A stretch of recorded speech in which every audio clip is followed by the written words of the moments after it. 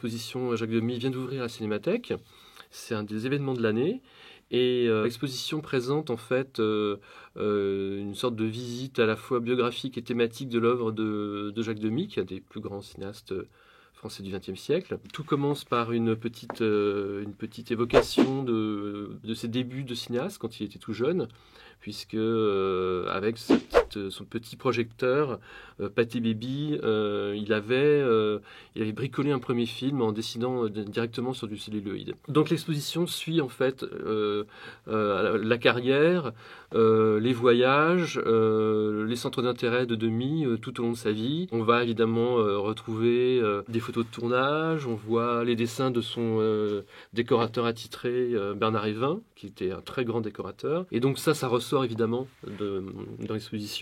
On retrouve les papiers peints très très colorés pour les parapluies de Cherbourg. On retrouve les couleurs aussi des demoiselles. Enfin voilà, c'est vrai que ce côté-là revient. On retrouve les bandes-sons, les grandes bandes-sons composées par Michel Legrand, évidemment, les Demoiselles de Rochefort, les parapluies de Cherbourg, mais aussi Une chambre en ville, un des derniers films de Demy.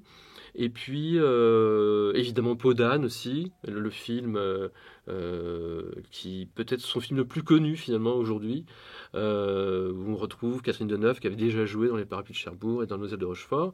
Et là, on peut voir les trois robes que demande la jeune princesse à son père, interprétée par Jean Marais dans Peau d'âne. Et la fameuse peau d'âne, qui est la vraie peau d'âne qu'on voit dans le film, qui est toujours bon, un petit peu abîmée, mais c'est celle que porte réellement Catherine Deneuve. Alors, ce qu'on peut voir aussi de lui dans l'exposition, ce sont ses photographies, puisqu'il faisait aussi des photographies entre les films.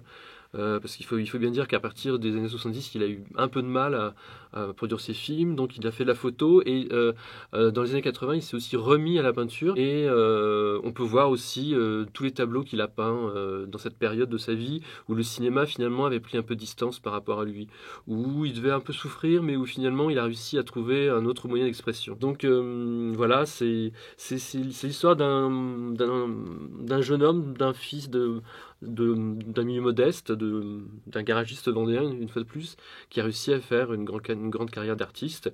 Et je crois que l'exposition de la Cinémathèque illustre ça parfaitement. C'est une exposition familiale qui a été organisée par son fils Mathieu Demy, sa fille Rosalie Varda, et tout ça dans une ambiance oui, assez familiale. Et je pense qu'il y a une sorte de chaleur humaine qui dégage aussi l'exposition.